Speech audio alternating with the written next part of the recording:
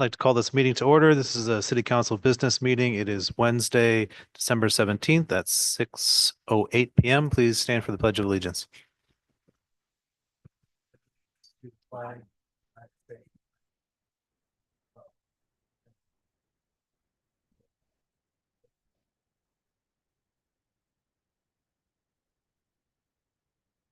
Clerk, please take the roll.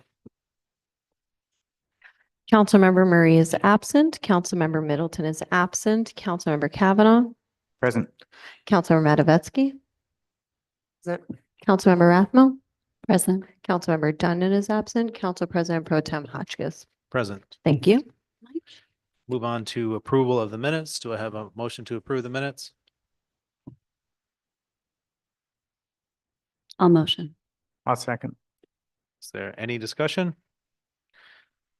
Seeing none, seeing all in favor, right? All in Aye. favor? Aye. Aye. Okay, excellent. We can move on to reports from committees and appointments. Is there anything that anyone would like to report from a committee meeting?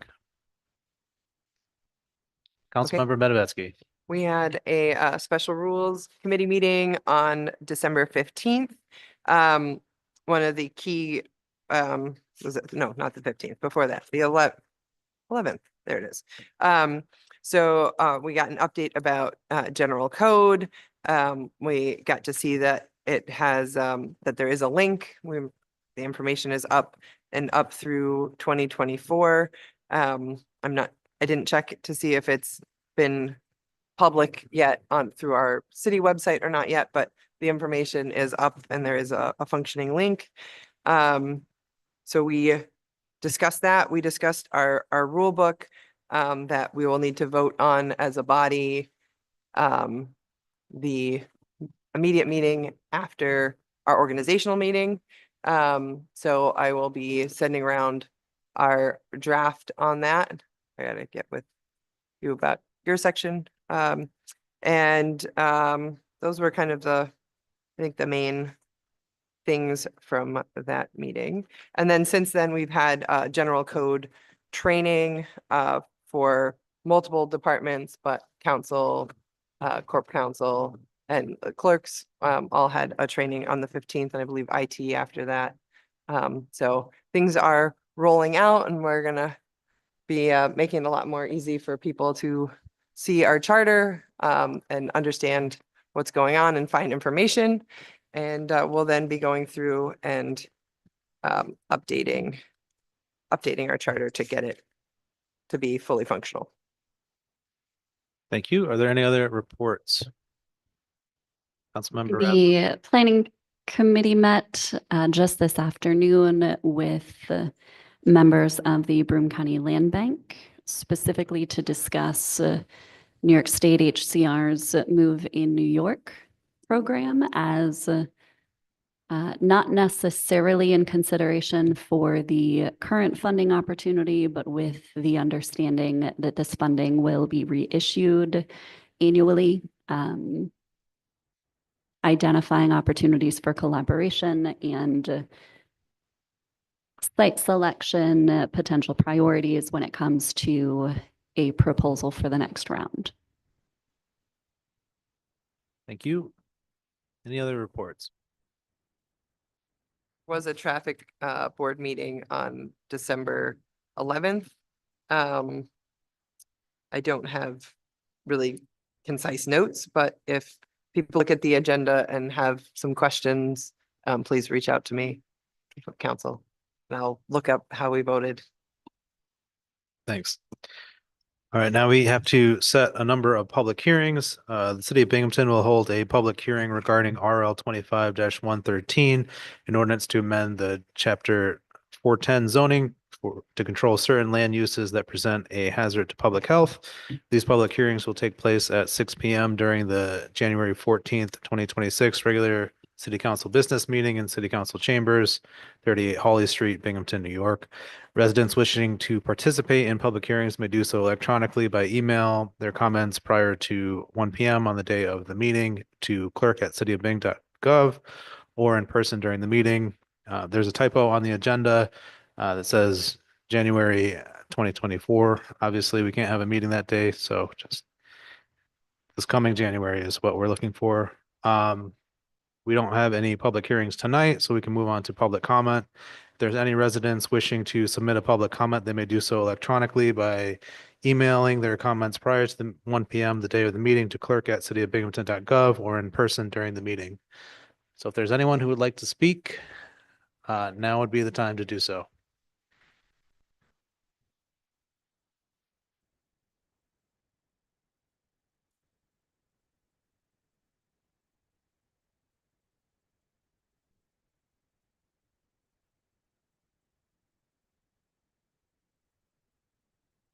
Hello.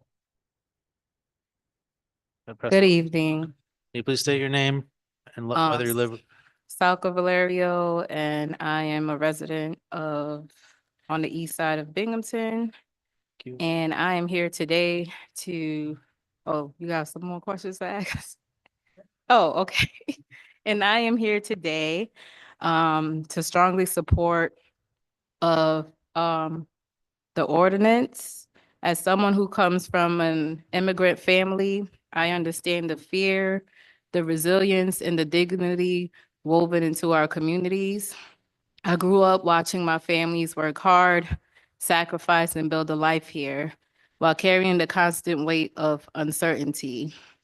I was born a U.S. citizen, but while my mom was here seeking safety and citizenship, she sent me to live in Honduras until I was 5 years old, until she was able to be documented, only because she was fearful of if she got deported that I would be lost in the system. I grew up watching them work hard, sacrifice, and build a life here while carrying constant weight of uncertainty. That lived experience is why this ordinance is not just abstract to me, but it's personal. For far too long, federal forces have attempted to pressure local governments into participating in racist and unlawful mass deportation agendas that tear families apart and destabilize our neighborhoods and erodes trust in public institutions. When people are afraid to go to the hospital, when they're afraid to go to call 911, when they're afraid to report crimes, our entire community becomes less safe. With Broome County refusing to take a clear stand, the city of Binghamton has the responsibility and opportunity to lead. This ordinance protects our city from all the things for legally, financially, and morally by ensuring local resources serve our resident and not harmful federal overreach. They are getting enough money to be able to handle that on their own. I want to give a powerful shout out and a sincere thank you to Council Member Rebecca Rathmel for stepping in and introducing this legislation, especially in the state that our government is in right now. It takes real courage to stand with immigrant families, with Black and Brown communities, and with people who are too often pushed into the shadows. That's leadership. By codifying Binghamton's commitment to uphold the constitutional rights of every single resident, documented or not, this ordinance make one thing clear. In this city, dignity is not conditional and safety is not reserved for the few. Binghamton is a city built by workers, by dreamers, by immigrants and refugees, by Black and Brown families, and by generations who believe in a better future. We protect each other, we stand together, and we refuse to let fear define who belongs. I strongly urge this council to pass this ordinance and affirm that Binghamton leads with justice, humanity, and courage. And as I'm speaking now, there are families hiding in fear.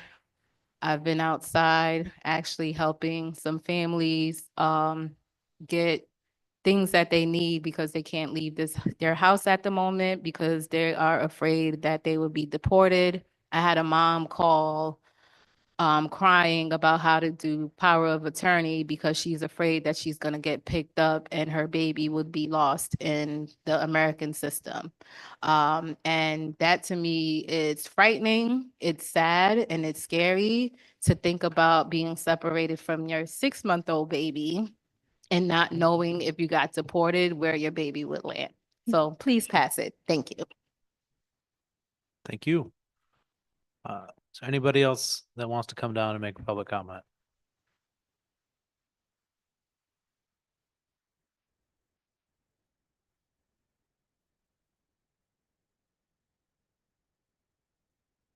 Welcome. Good evening, Tarek Abdelazam. Was just waiting for two lovely ladies to come on in and I can make some comments. Welcome to see you both. I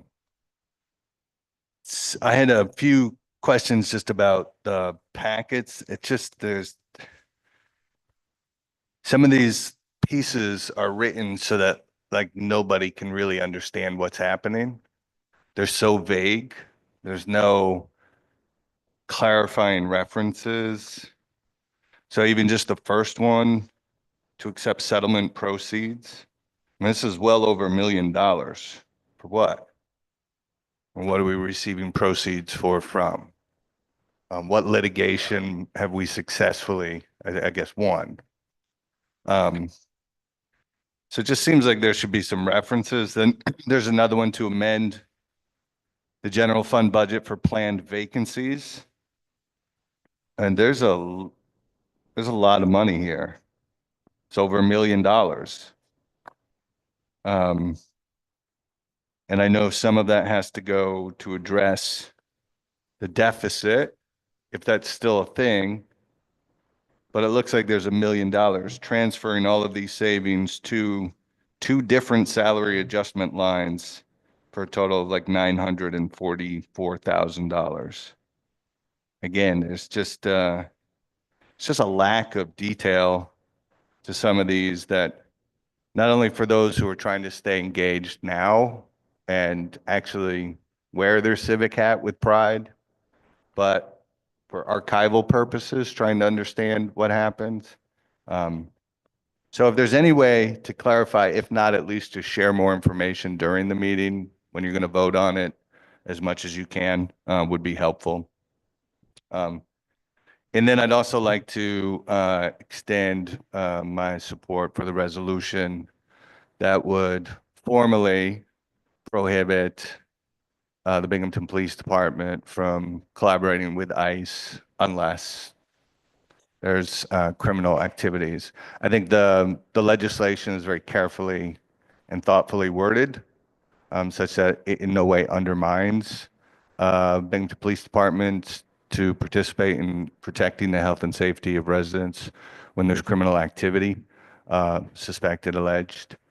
But it sets forward our values as a community, that we will not be complicit with this abominable phase of history. I hope that some of our county leaders, quote, air quote, can grow a spine and make some adjustments after approving, millions of dollars to transform the Broome County Jail into Jason Garner's ICE gulag. I think it's absolutely shameful. If nothing else, there should be robust reporting from the sheriff's office that is required to the legislature, and that they make that publicly available so that we could also understand the ramifications of the county's, again, shameful decision to invest our local tax dollars in complicit with, again, an abominable phase of our nation's history. So thank you for putting this forward. Councilwoman Rathmel, was honored to stand with you and others and many members in the community. It's a rare sense of solidarity and felt good and empowering. So thank you for your courage. Thank you. Is there anybody else that wants to come down? Okay, so clerk, did we receive any comments electronically? Can read those now. From Andrew Kragus. I want to thank the City Council for taking up RL 25-125, a resolution prohibiting City of Binghamton cooperation with ICE.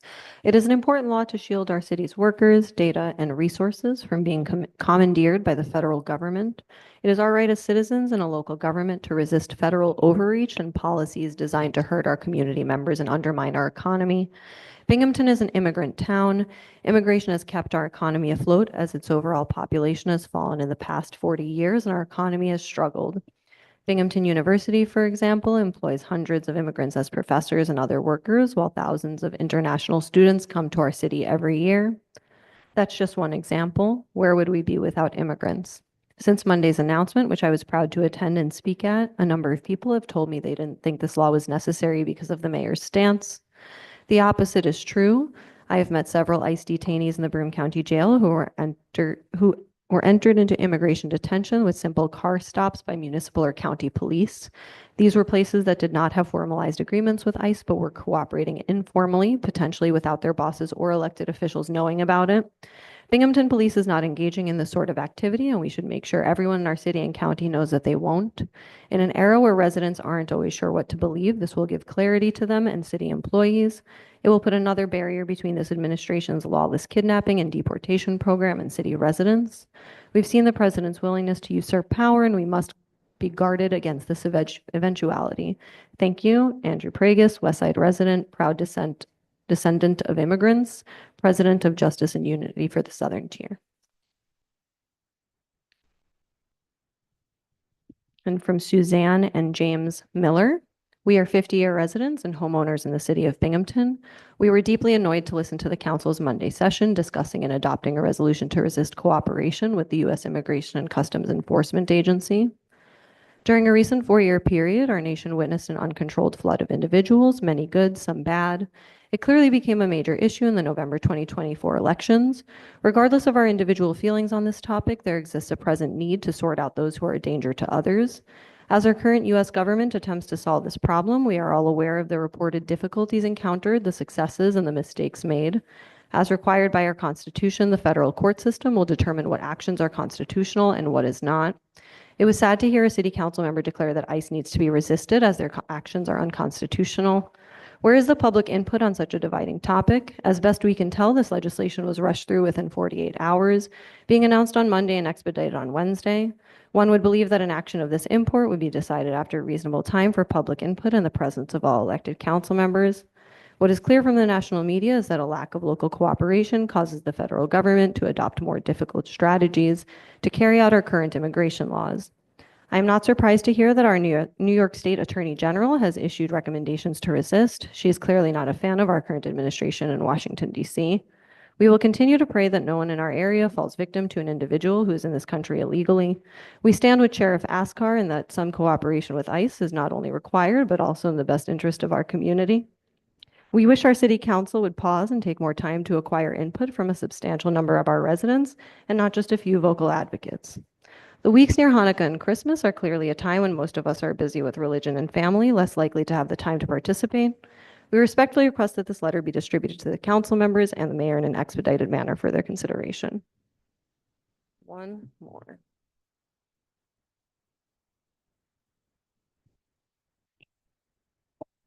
From Sarah Charles, Binghamton resident.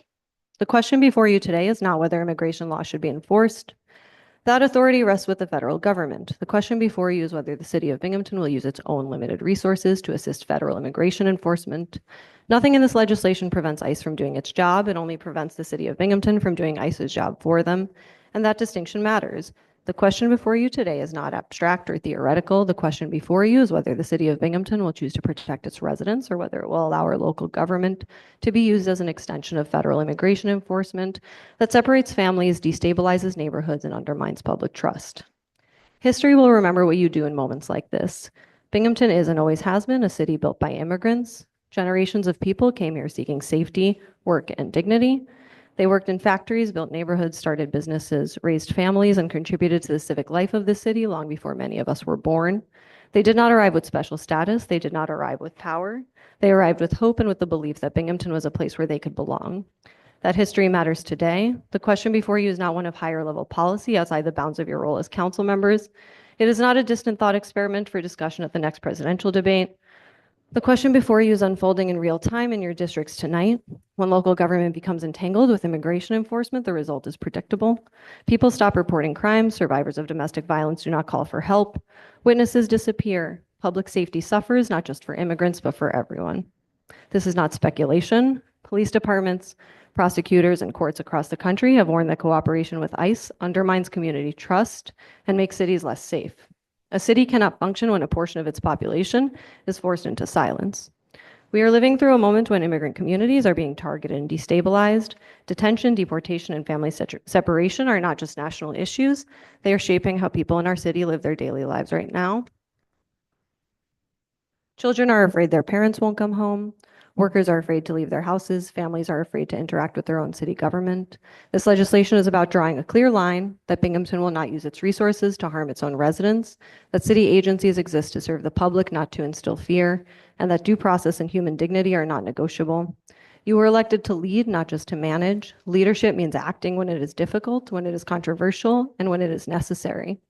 Leadership means standing on the right side of history, even when pressure pushes the other way. In moments like this, neutrality is not neutral, delay is not harmless, inaction is a choice. Binghamton has the opportunity, you have the opportunity right now to stand on the right side of history, to say that this city chooses community over fear, safety over silence, and justice over delay. Thank you. Seeing that we don't have any other comments, we can close their public comment section and move on to review of the mayoral vetoes. There's none on the agenda tonight, so we can move to second read legislation. Introductory ordinance 025-77 considered in finance with Councilmember Kavanaugh.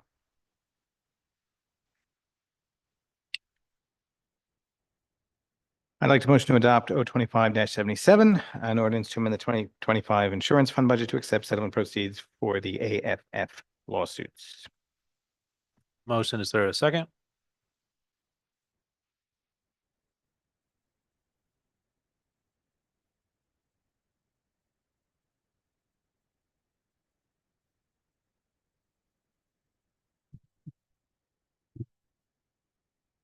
Okay, I'll second it. Okay. Motion and a second. Okay, so in deference to the audience member, we discussed this last week, or last meeting.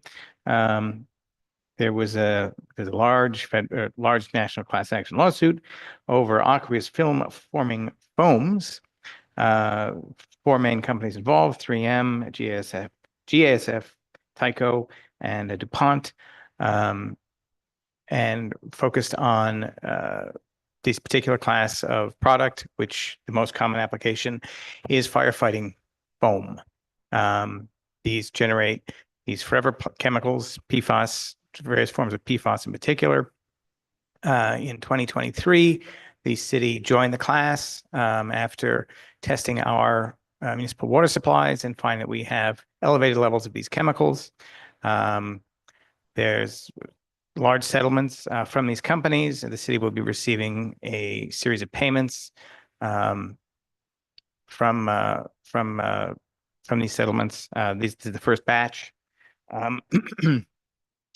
We will have to deal with PFAS eventually. The EPA is working on regulations that were supposed to start being phased into effect by 2029. I think that's been pushed out to 2031. But this is going to be a major issue for municipalities across the country. If anyone wants to take a close look at what this could mean for municipalities in New York, the city of Newburgh had a serious point source issue of these chemicals from what used to be Stewart Air Force Base and it's now Stewart Airport / Air Force Base. So they've put in a PFAS filtering system now in their water plant that cost the upwards of $39 million. I haven't dove into apples to apples with Binghamton's water system, but that gives us an idea of the sort of capital investment we're going to need to tackle these problems in the future. So it's insurance money coming in and setting it aside to deal with that crisis is going to be or not crisis, this significant issue is going to be an important thing. When so that's money coming into the insurance fund balance. The other part of this RL is filling in holes in the insurance fund budget for the year, mostly from outside counsel. We all got a list of those cases matters and the costs this week. That has to be done anyway. It's money coming out of the insurance fund balance. So we're not using settlement money on that. We're using previously existing insurance fund balance money to do that. If it could have been, for simply optics sake, it could have been two separate RLs, but fiscally speaking, it's the same thing. We're setting aside the money that's coming in, but in that same account, there's money that do you see? So it's not being used, that money that's coming in. No, so all the total amount of money coming in is going into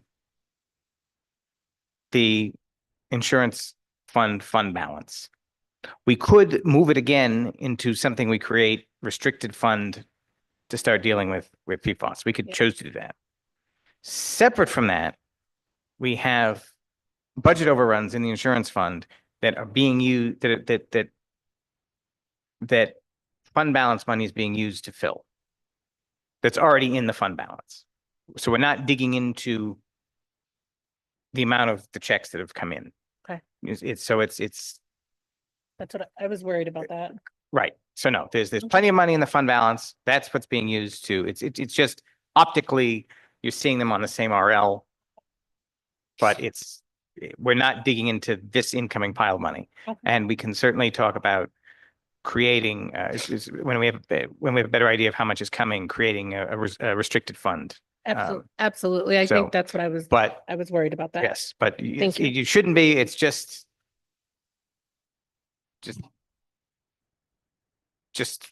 think of, if it helps, think of them as two separate actions. Okay. So we're So taking we a will check, putting it in the mentally bank. assume that in the insurance fund, we have $1.6 million sitting in there to deal with water right now. And if Okay. anybody would like to, it's not technically restricted that way, but Correct. we're We should. publicly stating, at least I am, that I'm mentally restricting that Yes. 1.6 towards water usage. Right. Yeah. And if that And fund- we're the ones that move it, so it Yeah, doesn't right. move. Yes. Yeah. So But we could also, in future, if you want, create a restricted fund. We should. So, but I would encourage that to be figured out before additional settlement money comes in. Comes in. And I think one of the things that want to make sure we add is that while there's settlement money coming in, it's front-loaded settlement money. So we're going to be getting a larger portion of the money now and smaller payments later. So I think that is also important context for people. Absolutely. In terms of water, so I was the one who held this over last time. I am I'm putting feelers out to try and see how we can move towards getting a feasibility study for water consolidation. So just a study to see, because if we are going to be putting in a $39 million investment, maybe don't. right, or 20 million Newburgh, or whatever it It's is. just going to be a big What- dollar amount. Whatever large dollar amount we're going to be investing, we should have some cost benefit, including if we work together. Obviously, our area, we're not the only people with water issues in this area. Johnson City, Vestal, Endicott all have their own water issues. They're Mhm. not all the same in terms of PFAS, but everybody has some sort of issue. And now would be a time to come to the table, and we have some money that can kick off doing some sort of a feasibility study to see and get those pieces in place before we make decisions on how we approach things. And obviously, while the regulations are not, and guidance are not fully rolled out yet, there are other cities that are taking action now. So I'd really like us to assess that as well. So I think one is to figure out whether or not it makes sense to consolidate. And two is to think about whether it makes sense to take action before we have complete information, because we are getting this money because people are being harmed. That said, there are different problems with drinking water out of a plastic bottle as well. So this is not an argument against tap water. I don't want to cause any confusion on that. There are different harms from different ways of getting your water. But water is healthy. Please drink it. Councilmember, I would just add, I'm aware of some state grants for local government efficiency that specifically hedge on multiple municipalities or Yes. multiple entities working together. My understanding is the governor's office is very keen on Mhm. municipalities looking into consolidation. I've started conversations with various levels of government. I've started trying to collect information on creating water districts with the comptroller's office. I've been doing a lot of work on this behind the scenes, and I will continue to do so. And just so you're all aware, I don't know if you saw it or not, but within the past week, New York State released some more information and some updates on their policies for PFAs and PFOAs that I think is under public comment till into early next year. Yep, saw that news. Was expecting that there would be more action from the state before the federal action. So the timeline is not as long, probably not as long as folks were implying early on. Anyway, so I just kind of wanted to make sure we're out there. The work is going on, council members, and obviously Councilman Kavanaugh has also been investigating stuff as well. And I think Councilman Middleton and Councilman Hotchkiss, I'm aware that you're also having some conversations. So there's certainly an eagerness to put a lot of intention behind how we're using this money and what next steps to take and figuring out a plan.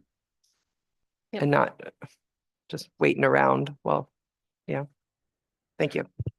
Thank you all for letting me hold this over too. Thank you. Thank you, Hadassah. And thank you, Councilmember Kavanaugh, because I really thought that money was being used for that. And I was very worried about that. Just thinking about that money and what we might need to do with it for the people of Binghamton with water. I wouldn't want to vote on that if it's being used for not for what it's intended for. So thank you for that clarification. And that's all I have to say regarding it. Any other discussion on this? Okay, will the clerk please take the roll? Councilmember Dundon is absent. Councilmember Rathmel. Aye. Councilmember Matavetsky. Aye. Councilmember Kavanaugh. Aye. Councilmember Middleton. Aye. Councilmember Murray. Aye. Council President Pro Tem Hotchkiss. Aye. Thank you. It is 6-0. Move on to first read legislation. Could I, before we start, could I make a motion to move introductory resolution R 2573 to the top of our agenda? I'll second. Okay, motion and a second. Is there any discussion? Okay, will the clerk please take the roll? Councilmember Dundon is absent. Councilmember Rathmel. Aye. Councilmember Matavetsky. Aye. Councilmember Kavanaugh. Aye. Councilmember Middleton. Aye. Councilmember Murray. Aye. Council President Pro Tem Hotchkiss. Aye. Thank you. It is 6-0. So we'll start with, now I lost my place. Introductory resolution R 25-73. Considered in municipal and public affairs with Councilmember Middleton. Thank you. Thank you, Councilmember Hotchkiss, Pro Tem Hotchkiss. I'd like to make the motion for introductory resolution 25-73, a resolution to prohibit the city of Binghamton's cooperation with ICE. I'll second. Motion and a second. Is there any discussion? I guess I'll start. I just wanted to thank Councilmember Rathmel for putting this together. I'm sorry I didn't get a chance to be at the press conference on Monday, but I'm very happy that this is being put forth. I wanted to read a quote And then I'll talk for a few minutes. This is from Pope Francis, and it says, migrants and refugees are not pawns on a chessboard of humanity. And to me, when I think about that, I think about my daughters and my youngest daughter being the firstborn American in her family. So she's the firstborn here, and just talking with her father and the process, and people in my family being from different countries, the process, when people say, oh, just go through the process or do it the right way. The process to become a citizen is not easy and it's not cheap. And I think people need to understand that right now, ICE, they're currently taking people who are going to court. Like, so they're doing the right thing. They're going through process and taking people. And that's a problem. If you're doing the right thing, as people would say, doing the right thing, and you're still being detained unlawfully. I think people need to think about that. And the big piece of all of this, like I said in my quote, is humanity. And we need to start thinking about humanity and also showing grace, because you never know a person's situation. And even from hearing stories and reading the news, it's not only people, it's people who are born Americans. You could lock me up and say was in a different country because of the way I look. So I want people to be mindful for that. So to be mindful when they're thinking about ICE, it's not just someone who's speaking Spanish or someone who may not look the same. They're locking up Americans also unlawfully. So I wanted to thank you again, Councilmember Rathmel, for this resolution, and I'm happy to vote on it. Thank you. Thank you. And I'll just add a little context for those who may be watching or listening. So this legislation, fully under the authority granted this body by the home rule powers within New York State's Constitution, is intended to place restrictions on the City of Binghamton's participation in federal immigration enforcement activities. That's not only the Binghamton Police Department, which was mentioned in comments earlier, but it is every department at every level within the city. And this legislation is rooted in a deep concern for the safety and well-being of city residents. It was drafted in accordance with guidance issued by the New York State Attorney General's office. It has been reviewed, edited, and signed off by the city's Operation of Corporation Council. And I think it is also valuable to point out that when it was announced with the full support of the American Civic Association, the NAACP, the Binghamton Human Rights Commission, multiple county legislators, multiple faith leaders, and at least 3 human rights advocate organizations that are boots on the ground, working with immigrants, refugees, asylum seekers, folks that are directly impacted by the risk that the city is under in terms of federal pressure.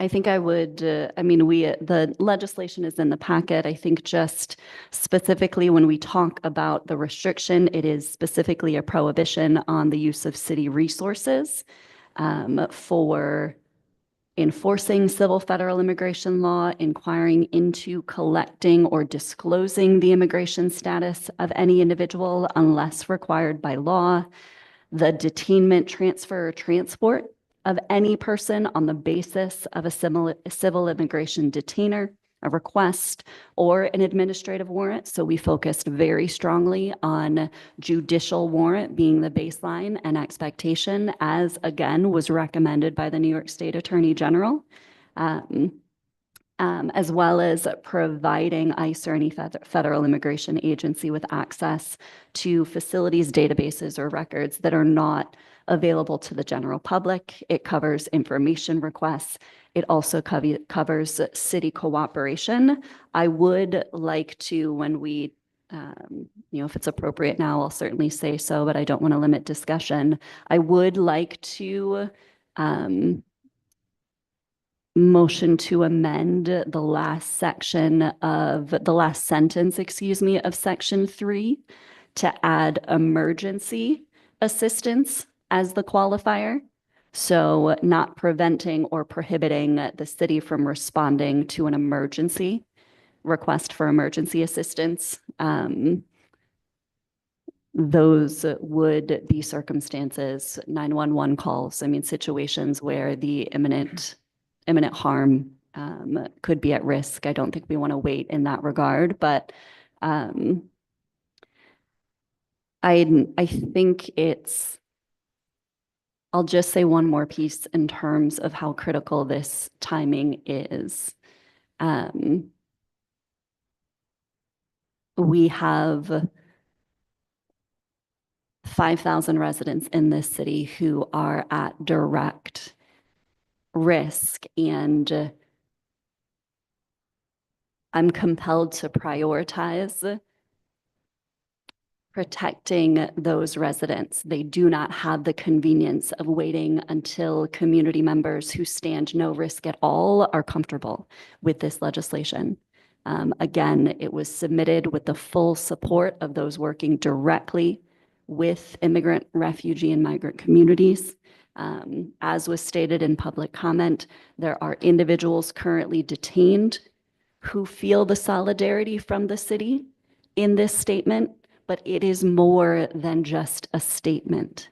It's a clear statement, it's an important one, but it affords practical application in setting parameters that make clear that participation in what the New York State Constitution has identified as likely and at least potentially unconstitutional is not pursued. Okay, so can you just clarify your amendment if you're going to make that right now? Sorry, I said a lot more words. So the amendment is to add emergency in front of assistance to the last sentence of section 3. Okay, that's the motion. Is there a second for the motion to Yeah. amend? Okay, good. Any discussion on the amendment? Want to check with Corp Counsel since it's there any. So that, can I add that it was actually made in discussion with Okay, perfect. Corp Counsel? Thank Sure. you. Not that you can respond if you want to, but sorry. I don't have much to add beyond that. To make sure, since it was reviewed and if talking about a modification, that the modification was included in the review. Thank you. No other discussion on the amendment? On the amendment, no. So we Okay. want to, So we're going to vote. We're going to take the roll on the amendment. Councilmember Dunn is absent. Councilmember Rothwell. Aye. Councilmember Matavetsky. Aye. Councilmember Kavanaugh. Councilmember Middleton. Councilmember Murray. aye. Council President Pro Tem Hotchkiss. Aye. I think it is 6-0. Okay, now we can return to discussion of the motion as amended. So firstly, I would like to thank Councilwoman Rathmel for putting forth this legislation. It is necessary, and thank you for all of the work and the leadership with moving forward with this. I want to say that we're supposed to move quickly when we're doing the right thing, right? Mhm. There's not supposed to be a time frame to wait for when things are convenient for folks. When you're doing the right thing, we have a moral obligation to protect our residents, and people should not be living in fear to leave their homes. People should be allowed to go through the process, whatever that immigration process is, in order to take the pathways to have the status that they need to be legal residents within this country. I am an immigrant. I'm a Jamaican-born woman. I have lived in this country for 36 years. And fortunately, my family had the opportunity to become naturalized citizen. It is disturbing and heartbreaking to see what is happening. And it's not just about me and my family. It's about the hundreds of people who are being impacted. And so I'm disturbed about comments. And, I'm not going to go through them individually or specifically respond to any comments that were submitted, but I am disturbed and annoyed a little bit, a lot actually, about this idea of council having these conversations. One, acting with our morals and doing what's best for our residents and acting quickly. I think that this council should be commended for the swiftness in which this is taking place and making sure that we are doing what is in the best interest of our residents. So thank you again.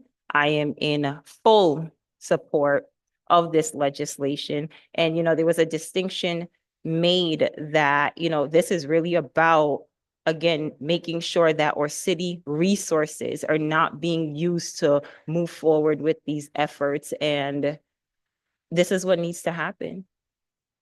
Thank you. Any other discussion?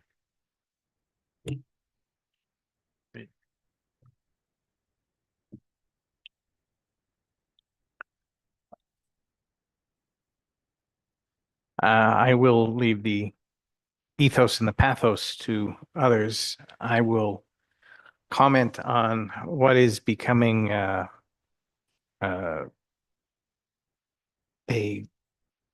frankly cold-hearted liability to the city. Last month, a federal jury delivered a verdict against Suffolk County, the Suffolk County Sheriff's Department, in the amount of $112 million.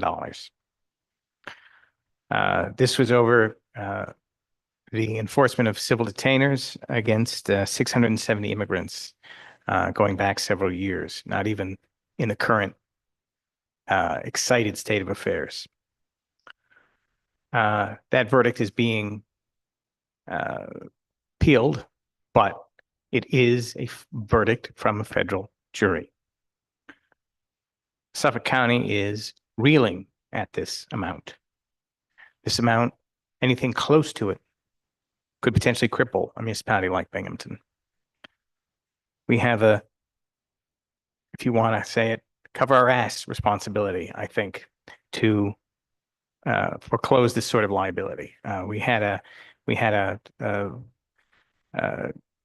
verdict earlier this year which changed the reporting requirements for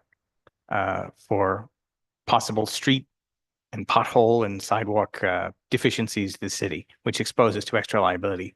We rushed with the whole legal department. In fact, legal departments all over the state chasing us to correct those potential extra liabilities. Well, this is a huge liability. So I think we have a responsibility just in that sense to move with speed to make sure that Binghamton is not remaining open to this sort of liability. Having said that, I hear constituents, I hear people that don't understand these processes, don't get the difference between what is essentially a polite request from ICE and an actual judicial order to take action. That's a distinction that we're looking to enforce in city government. So with that said, I will certainly set aside time at our neighborhood meeting next month for discussion, for information, for discussing this whole process and any questions people have. I still think we should perhaps have a town hall next month because we have had to move fast. We've had to move with more speed than we usually do. We've liked to make an open, public, transparent process for all of the legislation we've undertaken. But I am convinced that speed is the best solution here. I could certainly talk about the individual impacts many of us already felt from immigration raids. I can talk about the statistics of the declining numbers of folks that have any sort of criminal record that are being taken in by ICE and such, but don't need to. I'm just looking at city liability and saying we can't afford it. So there we go. Right. So I guess I wish I had had a little bit more time to process all of this, but I do want to say, because I was out Monday, and but the kind of the topic obviously of ICE in the city is not a new one. It didn't just pop up on Monday. So I can say that while I didn't get to do my more extensive stakeholder discussions, my footwork on this was previously when there were ICE raids in Southside. It was actually on a day that we had a Southside Neighborhood Assembly meeting.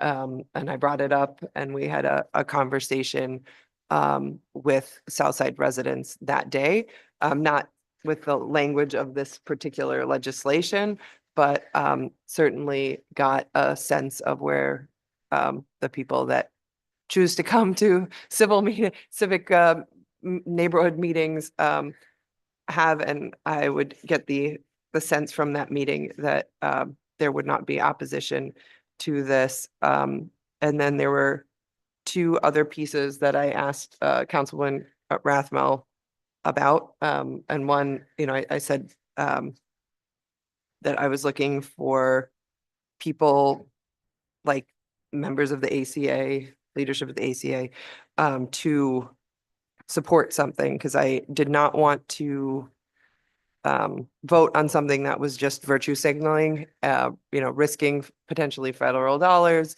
to not much reward, to potentially drawing additional eye to our city and causing the local people more trouble. I kind of maybe jokingly said, I don't want to vote on something just because some wealthy party person feels like they want to fight, right? So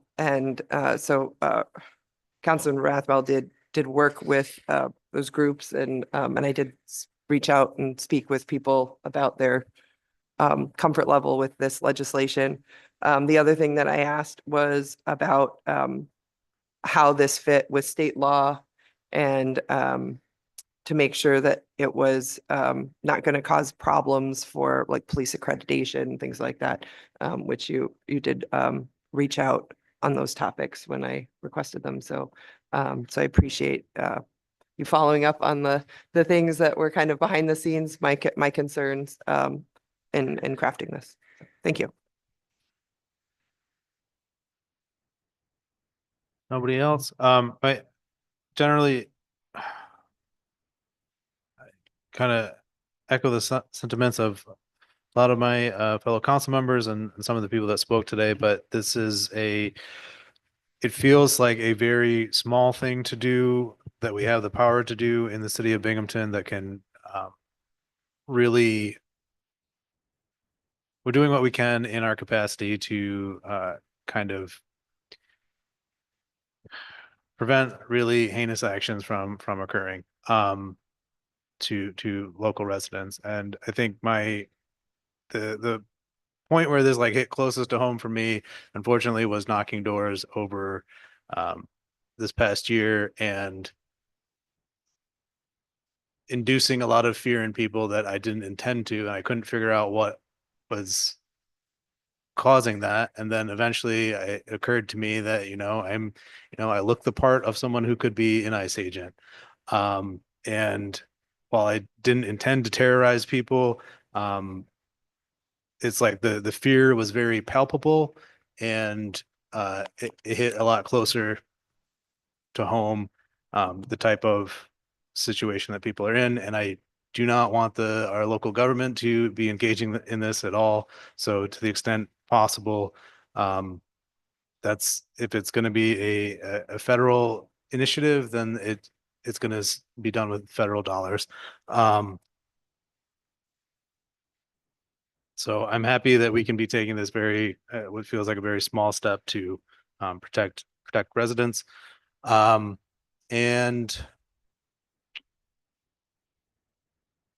I think that's all I have. There's no further discussion. The clerk, please take the roll. Councilmember Dunn is absent. Councilmember Rathmel. Aye. Councilmember Matavetsky. Aye. Councilmember Kavanaugh. Aye. Councilmember Aye. Middleton. Councilmember Murray. Aye. Council President Pro Tem Hotchkiss. Aye. Thank you. That is 6-0.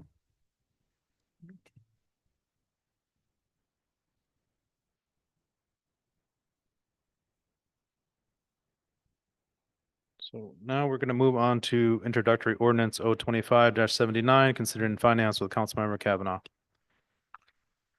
I'd like to motion to adopt O 2579, an ordinance to amend the 2025 sewer fund budget for over budget line items. Motion, is there a second? I'll second.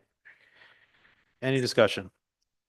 The bulk of this is electricity, and a little bit of overtime.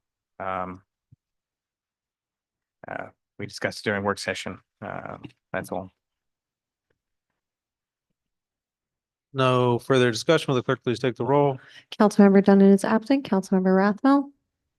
Aye. Councilmember Matavetsky. Aye. Councilmember Kavanaugh. Aye. Councilmember Middleton. Councilmember Murray. Aye. Council President Pro Tem Hotchkiss. Aye. Thank you. It is 6-0.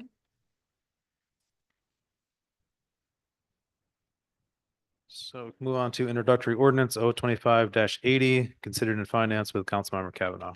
I'd like to motion to adopt O 25-80, an ordinance to amend the 2025 police budget for over budget items. I'll second. Any discussion? Again, we discussed this in work session.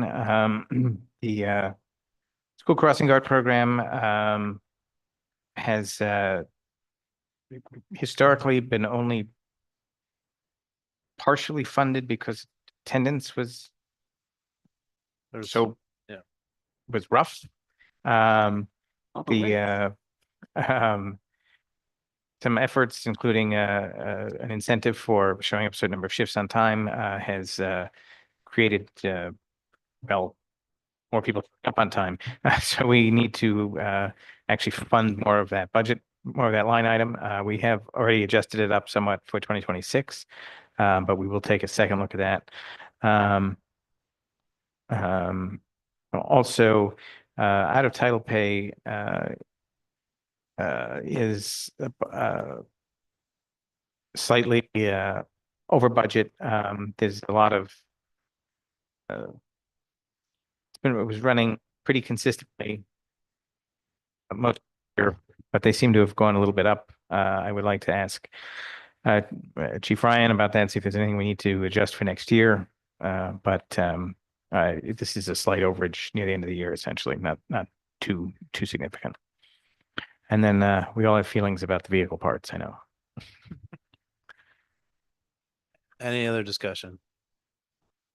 Okay, the clerk, please take the roll. Councilmember Dunn is absent. Councilmember Rathmel. Aye. Councilmember Matavetsky. Aye. Councilmember Kavanaugh. Aye. Councilmember Middleton. Aye. Councilmember Murray. Aye. Council President Pro Tem Hotchkiss. Aye. Thank you. That is 6-0. Move on to introductory ordinance 025-81, considered in finance with Councilmember Kavanaugh. I'd like to motion to adopt O 2581, an ordinance to amend the 2025 general fund budget to account for over budget items. I'll second. Motion and a second. Is there any discussion?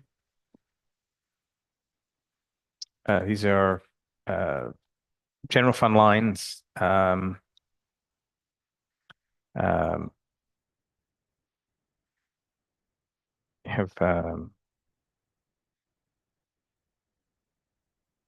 again, large chunk of this is, you see, $26,000 alone in electricity. Slight overtime. And it's largely being paid for by the increase in revenue we've seen in building alterations permits, so, and some parking meter fees. Nothing terribly exciting. So I think it is extremely exciting that we had increased revenue in the building permits. Just because there were a lot of people saying that that wouldn't happen. And so it's a great highlight that there's more building happening within the city of Binghamton than what we anticipated. So any further discussion? All right, will the clerk please take the roll? Councilor Redundant is absent. Councilmember Rathmel. Aye. Councilmember Matavetsky. Aye. Councilmember Kavanaugh. Aye. Councilmember Middleton. Aye. Councilmember Murray. Aye. Council President Pro Tem Hotchkiss. Aye. I think it is 6-0. Next is introductory ordinance 025-82 considered in finance with Councilmember Kavanaugh.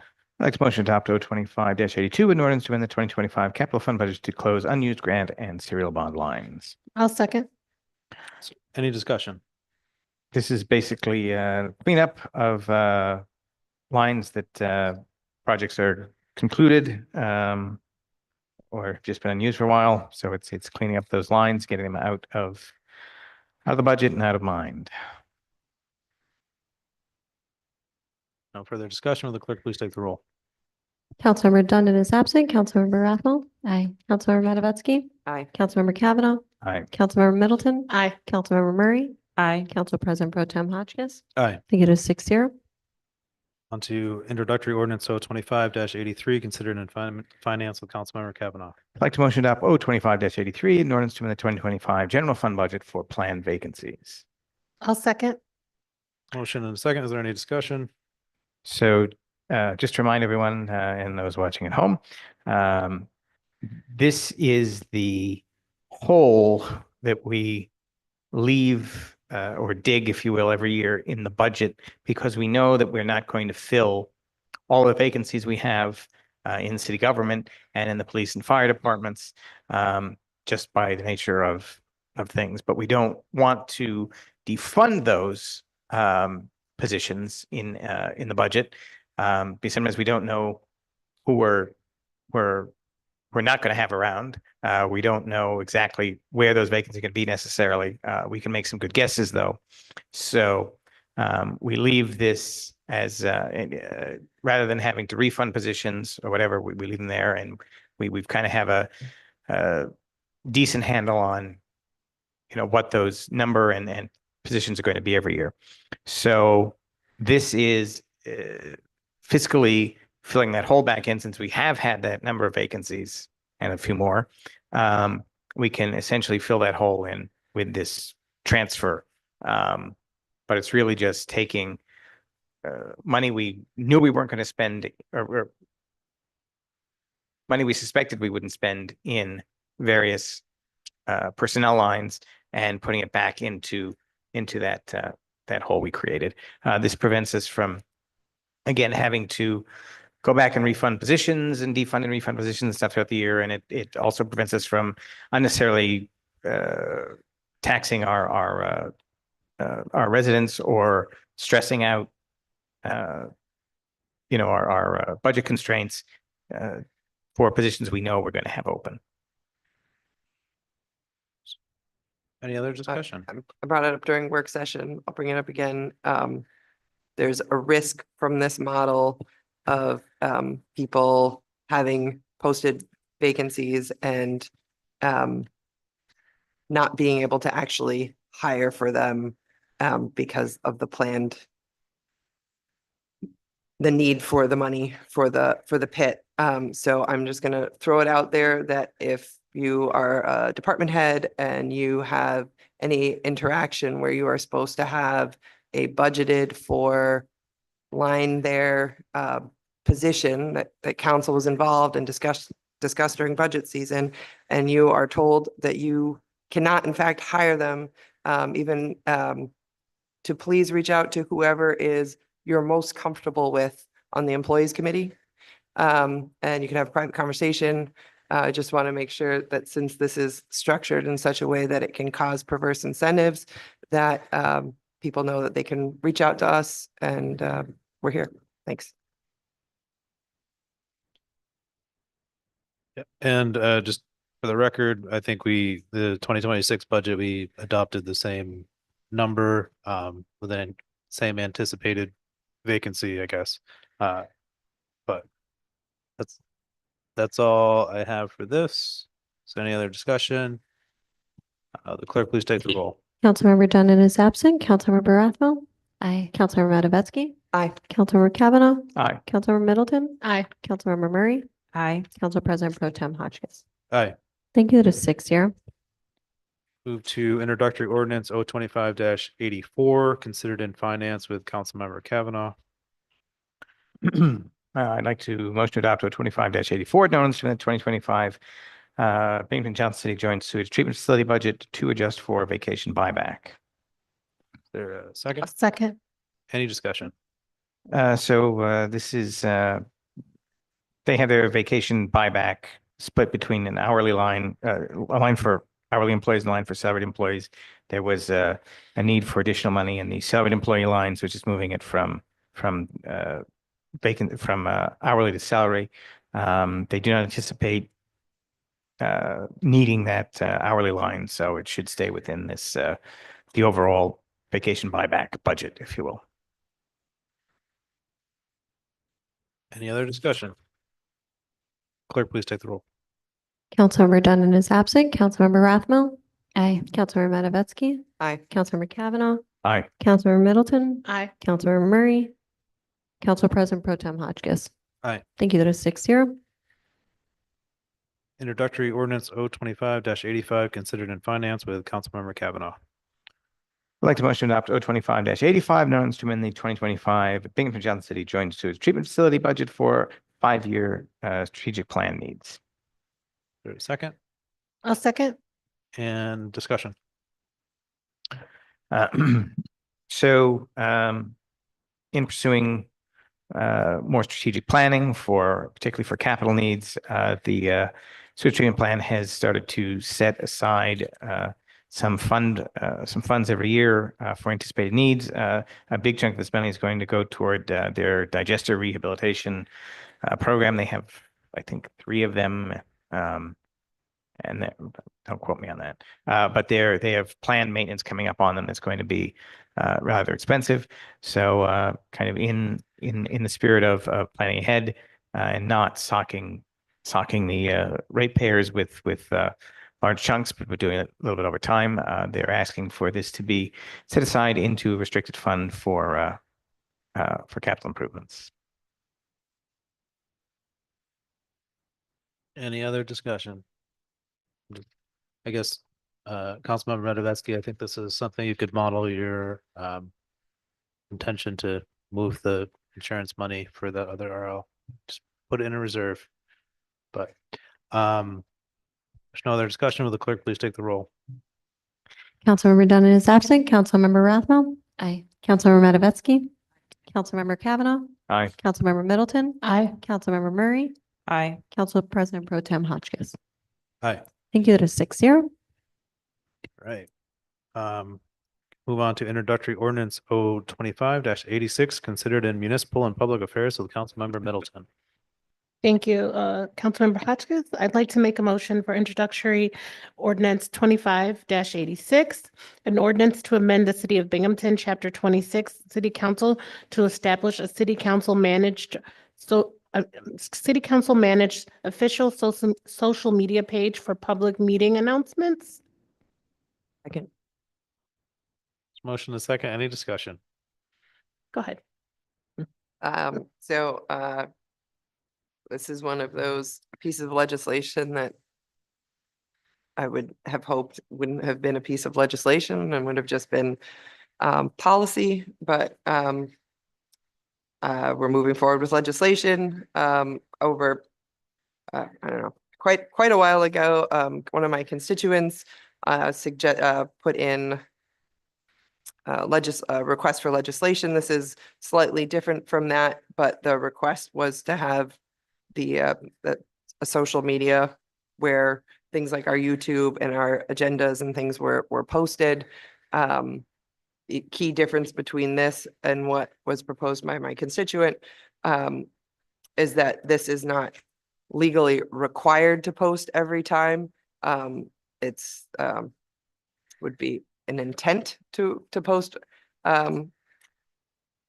every time, but it spells out that it's not legally required. Our legal open meetings law requirements will be still met through our website, and where legally required through the newspaper and such. But this should help with getting out information, particularly when we have town halls. That was something that came up. I think this, from my interactions with everyone on city council, we really do want to hear from everyone, including people that we don't normally associate with. And the town halls is one of the ways to do that effectively. But because we don't have a good way to get that information out, that we can put out a press release and it may or may not be picked up by the news. And then we can put it on our individual social medias, but those are primarily followed by people who already support us. That this was causing people frustration because they would maybe see the news after the fact that a town hall was held, and they say, oh, well, you just have your people that already agree with you that are coming. And that bias can happen because of we don't have a neutral page that people can follow just to get information without having kind of the baggage of following a politician and what that may or may not imply. So this page that's being proposed, being about to be voted on, is a very neutral page. The concept is a C-SPAN of social media. And I hope that individual electeds will then reshare meeting announcements and such from the official government page and post their comments or their perspectives, or if there's something that's on the agenda they're excited about, that they're reposting that whole agenda and driving people back to this page that just has basic information. And this is all modeled off of the City of Albany's Common Council Facebook page, in terms of the type of content that's being discussed here. And I appreciate the clerk's office for working on this and working with Corp Council and coming up with something that can be implemented in the city, which can be challenging because people are appointed and selected by different branches of government. I would just add to, were you going to ask for more discussion, or did you have, okay. One of the tenets that I think this body has prioritized has been accessibility.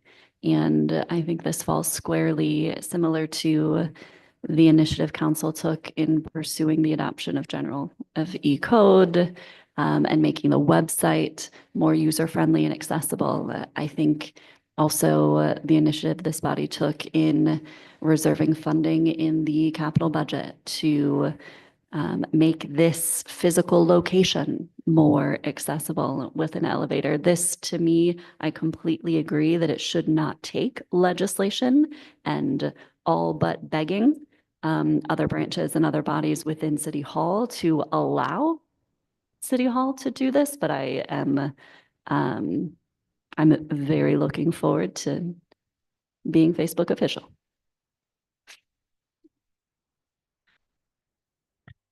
Great. It's a Came up with that. old term. But yeah, thank you for putting this together, Councilmember Medevetsky. I appreciate the effort. Wish you didn't have to make it, but I think it's just one more way that we can get a little bit more civic engagement and keep people informed about what's going on in local government. Any other discussion? The clerk, please take the roll. Councilmember Dunn is absent. Councilmember Rathmel. Aye. Councilmember Medevetsky. Aye. Councilmember Kavanaugh. Aye. Councilmember Middleton. Aye. Councilmember Murray. Aye. Council President Pro Tem Hotchkiss. Aye. Thank you. It is 6-0. Moving on to introductory resolution, our 25-70 considered in Public Works and Parks with Councilmember Murray. To adopt, hang on, what's the spot? Resolution, introductory resolution R 2570 in Public Works, which is a resolution to enter into an agreement with CHG for CSO LTCP, which is a consultant organization. I'll second. Motion and second. Is there any discussion? So this is just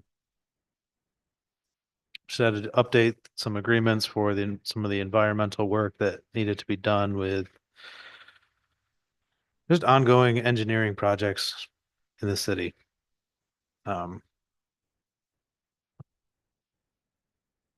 Anybody want to add anything more than that? Okay. The clerk, please take the roll. Councilmember Dunn is absent. Councilmember Rathmel. Aye. Councilmember Matavetsky. Aye. Councilmember Kavanaugh. Aye. Councilmember Middleton. Aye. Councilmember Murray. Aye. Council President Pro Tem Hotchkiss. Aye. Thank you to 6-0. Go on to introductory resolution R 25-71 considered in Public Works and Parks with Councilmember Murray. So I'd like to make a motion to adopt R 2571, which is a resolution to enter into a supplemental agreement with MRB for CSLTC. So motion, I'll second. motion a second. Any discussion? Pretty much really similar to the last one, but it's just another agreement on just being able to utilize work from this engineering firm for monitoring environmental conditions, maintain compliance. Any other discussion? Seeing none, will the clerk please take the roll? Councilmember Dunn is absent. Councilmember Rathmel. Aye. Councilmember Matavetsky. Aye. Councilmember Kavanaugh. Aye. Councilmember Middleton. Aye. Councilmember Murray. Aye. Council President Pro Tem Hotchkiss. Aye. Thank you to 6-0. Moving on to introductory resolution R 25-72 considered in municipal and public affairs with Councilmember Middleton. Thank you, Councilmember Hotchkiss. I'd like to make a motion for introductory R 25-72, a resolution to authorize Vision Social on the State fireworks display. Motion, A second. any discussion? So basically, every single year they do fireworks, and this is just giving them the permission to do it. So it's just something simple and basic, but something that people in the city of Binghamton really look forward to. Some people don't because of the noise with their dogs. Like I had to catch myself because some people don't. I get calls, but yeah. So this is something for people to do on the new year. So that's it. Any other discussion? Yeah. I guess I'm just throw it out there that maybe at some point in 2026, we could maybe have a town hall or some sort of discussion on fireworks and frequency if people are getting lots of calls about it. And I was curious, so that's in Councilman Hotchkiss's district, if there's any concerns one way or another from your constituents about this particular one, but I think the stadium's also in your district, or is that in Dundas? Yeah, no, that's So my district. most This of is the at fireworks are in your district. Yep.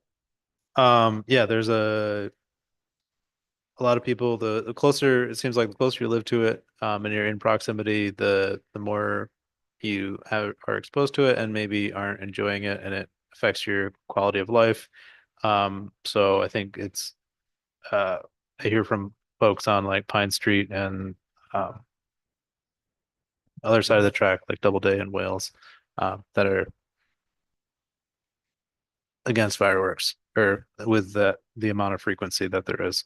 So I'm happy to open it up for more discussion next year, but I think this is nice Because little. I feel like Yeah, obviously it becomes time sensitive. Obviously, this is New Year's fireworks. People are Right. looking forward to fireworks on New Year's. But if we can pick a time when it's not right before we're deciding on specific fireworks, that to have a conversation about frequency, time of day, those types of things. I don't- Yeah, there's no opt-out option. So I lived on Prospect right next to the stadium and in recent years, and folks travel to the stadium or to an event space to like of their own volition and with the intention of enjoying a fireworks display, but there's not the option of families close by with young children to opt out because that is their place of residence. So it's I appreciate the recommendation for community conversation regarding frequency because it impacts the same neighborhood multiple times a year.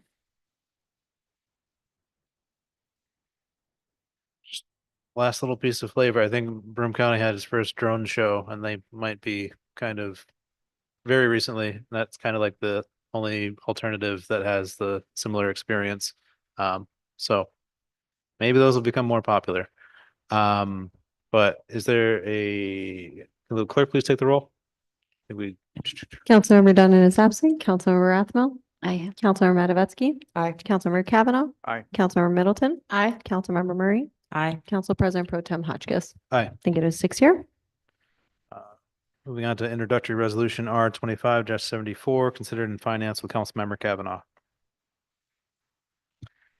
I'd like to wish to adopt a resolution, R 25-74, resolution to amend R 2563 to adjust the agreement authorization amount. I'll second. Is there any discussion?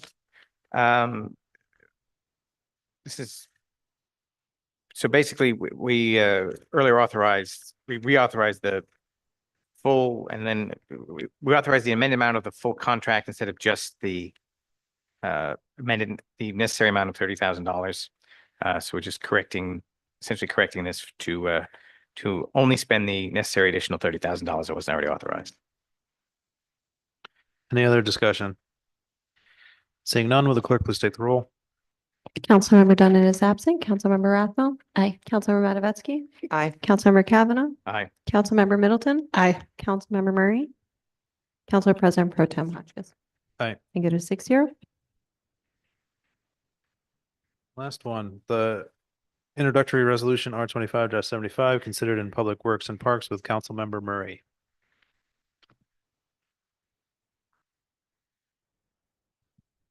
Hello? Okay. I'd like to make a motion to adopt introductory resolution R 2575, which is a resolution to enter into agreement with Collier Engineering for Binghamton Plaza. We discussed this at work session. It's to take a look at phase 1 of this work. I'll second. Any other discussion? No. Yeah, so I think it's like environmental work before demolition to look at like asbestos and lead, but also I think there's just environmental processes for any of that like redevelopment to actually happen. So Unfortunately, it seems like it's just what you do, even though it seems to be that everyone agrees that this is going to be less burdensome than the work that was already done to create the management plan that we have in place, but welcome to government, so. Undercut any environmental liability. There was, I'm trying to remember what date we had the planning committee meeting with the DEC gentleman from the DEC, but just for context that councils had relatively extensive conversations, and it is on video, people can watch about the environmental potential issues and risks with the demolition of Binghamton Plaza. So it's something that we've looked at and spoken with experts on. The Ecotoxicology Subcommittee of the Commission for the Conservation of the Environment has also identified wanting to prioritize review and just kind of simultaneously gaining and maintaining an understanding of each phase as it moves forward, so that if there are needs to inform council alternatively, they want to be prepared to do so. Thank you. Clerk, please take the roll. Councilmember Dunn is absent. Councilmember Rathmel. Aye. Councilmember Matavetsky. Aye. Councilmember Kavanaugh. Aye. Councilmember Middleton. Aye. Councilmember Murray. Aye. Council President Pro Tem Hotchkiss. Aye. Thank you to 6-0. Okay, so we can move on to our consideration for rollover into 2026. So these are all the items that did not get passed or voted on throughout 2025. As a friendly reminder, it only takes one request for one of these to be rolled over into 2026 and renumbered. Mr. Chair, if you don't mind, I have to get to a family event, so no, my druthers would be if it's got a spark of life left, roll it over. Doesn't do any harm really. But otherwise, everyone have happy holidays and happy new year, and see you next year. Thank you. Take care. Thank you. Happy holidays. Okay, so if you say something, we'll keep it. Otherwise, it'll disappear forever. So RL 25-04, a resolution to adopt an ethics reform package. Keep it. RL 25-06, Keep it.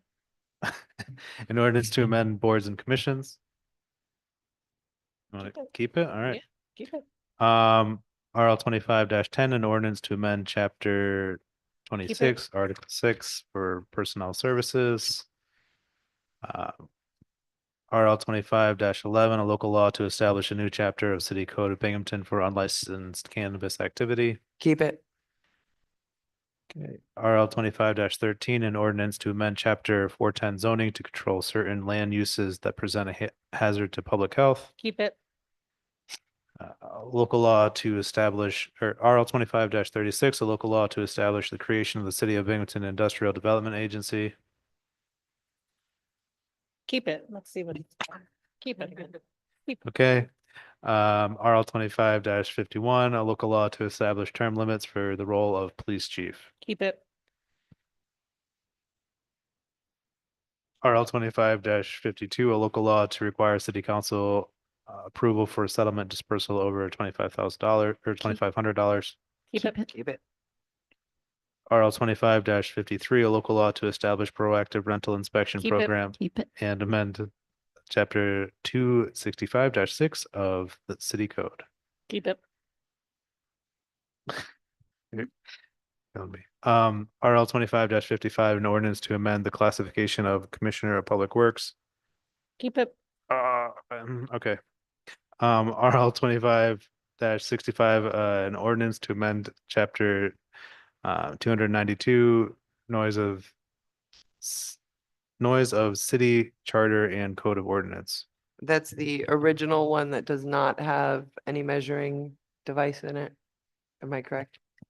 Yeah. It was reintroduced, but I believe that was still the case. Get rid of it. There was a 24 version and a 25 version, neither one of them, to my knowledge. Right. Get rid of it. Corporation Council wants to correct me, contained a measuring device of that type. Yeah, that was the, Get rid of it. I don't know if it makes sense to roll this one or Yeah. start from scratch, but From scratch. I think there's clear from our discussions that Yeah. we want I- some sort of Device. sound measuring device. Get rid of it. So it can be reintroduced with a measuring. Okay, great. measurement device. That one's not gonna make the cut. RL 25-111, a resolution to rename Columbus Park. Keep it. it. RL 25-117, an ordinance to adjust the 2025 budget for Binghamton Plaza escrow. We still gotta do that eventually, right? I'm gonna say we have to keep that Yes, we because do. because we need it. RL 25-120, an ordinance to enact a 12-month zoning moratorium on convenience stores, gas stations, and smoke shops. Keep it. Keep it. I got a plan for that. Okay. It's a reason why I wanna, Okay. I want to do. something Okay, with that. you don't even need to make a reason. You just have to say keep it. Yeah, that's fine. but I wanna keep it. RL 25-124, resolution recommending the mayor initiate the removal process of the City of Binghamton Chief of Police. You can get rid of it. Get rid of it. All right, RL 25-141, an ordinance to amend chapter 410 zoning to permit ADUs in all residential zones. I know I introduced that and it needs more work and I'm happy to reintroduce it, so I'd rather just kill it. RL 25-154, an ordinance to amend the 2025 FY50 CDBG budget to create an affordable housing monetization fund, modernization. I say Fair, it's 145, I think I heard. What did I say? I think you, yeah. Sorry, a little. I think, Or I else I mean, have one for both, I would, 45. this one and 146, I would say keep, but I thought we amended, maybe it was just in discussion that it wasn't just FY50 that we were using to fund the Affordable Housing Modernization Fund. It was the kind of the breadth of the unspent funds, but either way, keep it. Okay. RL 25-146, an ordinance to amend the 2025 FY50 CDBG budget to establish a proactive code rehabilitation assistance program. Keep. RL 25-155, an ordinance to amend the city charter code, chapter 5, administration of government. Anyone remind me what that was? So it doesn't ring any bells to me right now.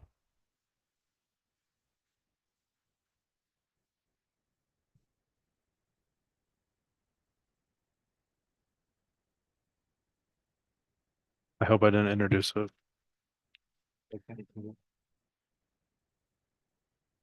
Oh, yes, I'm sorry. Yeah, we're gonna keep it. If you're saying you're going to keep it, you have to make all these things move forward. Let's look. First of all, no, you're gonna. Okay. All right. So we're keeping it.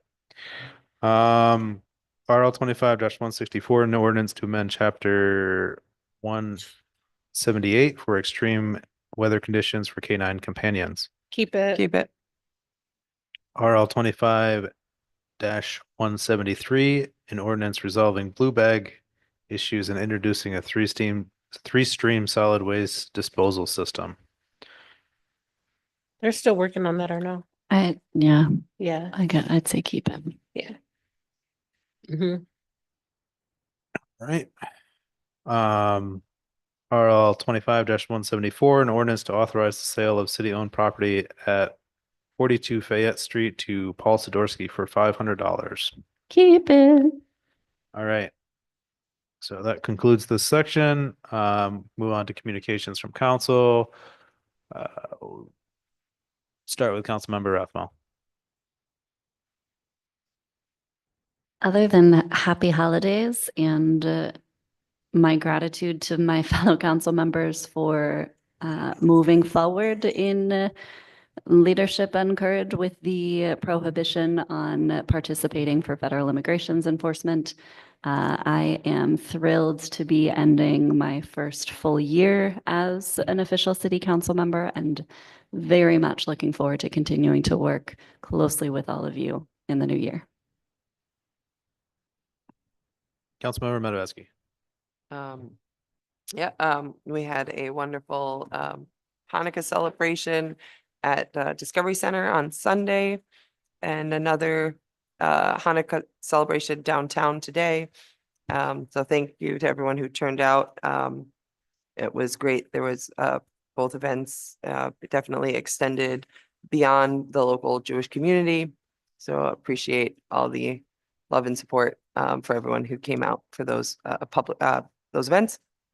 And so happy Hanukkah to those who celebrate.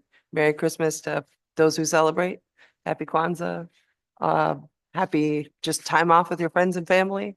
All the things. I will be away for the break.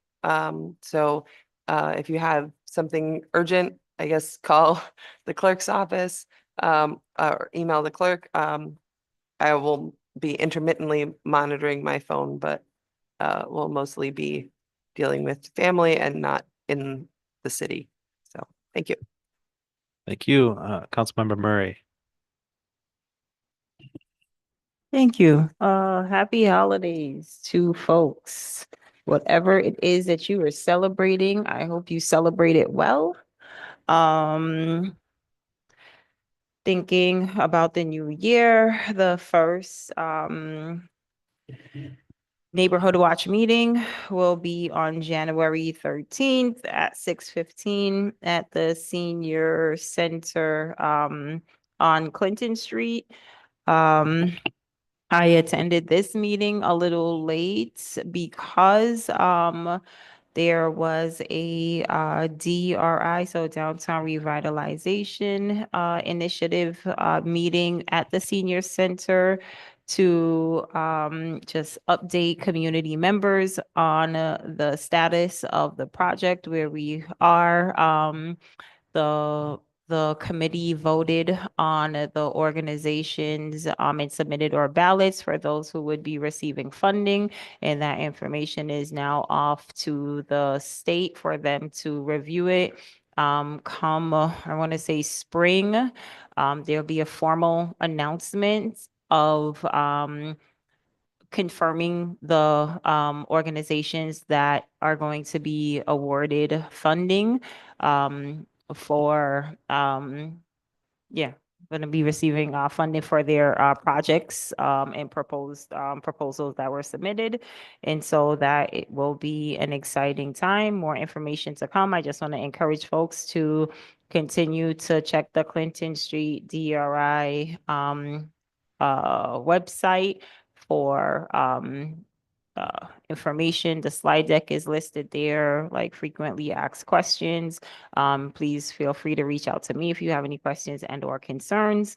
And just again, encouraging folks to attend the neighborhood meetings. I get lots of emails and phone calls from residents to hear their concerns, but this is also an opportunity to, one, meet your neighbors and to build community and have some conversations. And I think recognize that there are similar concerns and threads throughout First Ward residents. And so just, again, encouraging folks to attend those meetings if you're able to and comfortable with doing so. Thank you. Thank you, Councilmember Middleton. I just want to say happy holidays to everyone. It's a very busy time of the year, and I am coming up on my second year on council. I am thankful for all my colleagues, getting to know you, working with you, getting to know how, just getting to know everybody. And I'm excited about the new year and the great work we're going to do. I hope everyone is safe, and I'll see you all next year. Thank you. For me, just happy holidays to everybody. This year went by, for me, it felt really fast and like a real whirlwind of a year. And it's kind of surreal that it's over already, because it feels like I was just at this point last year very recently. But Happy New Year, everyone, and look forward to continue to work with all of you and serve the city and the residents for a few more years. All right. Got a motion to adjourn? I'll second. Motion second. All in favor? All right. Okay. We're adjourned.